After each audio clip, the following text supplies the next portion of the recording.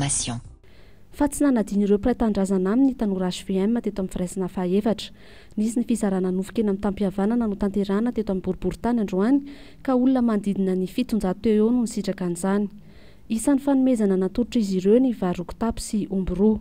Misy 2 ireo fokotany eto amin'ny boriboritany faha-efatra ka notsongaina manokana ireo fianakaviana sahirana isaky ny fokotany. Etsika nofokena amin'ny tampihavanana eto amin'ny 4e arrondissement zany no natao androany le izy dia olona eo amin'ny 700 eo zany misitraka an'izao etsika ataona izao.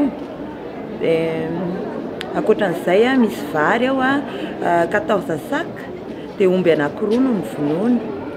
Amin'ilay akatoko ny fety zany dia mahatsapa izahay fa manana didy sy andraikitra ho an'ny vahoaka dia manolotra izay voatsiramba ny tananay izay ho amin'izao akatoko ny fety izao.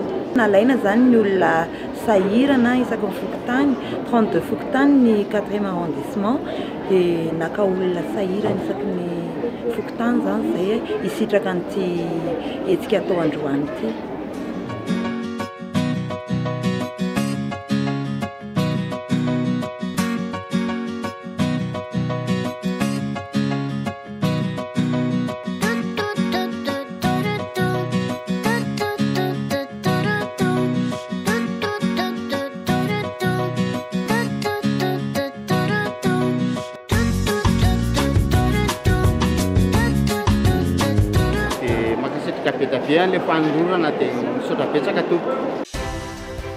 Madagascar Information vous remercie pour votre visite.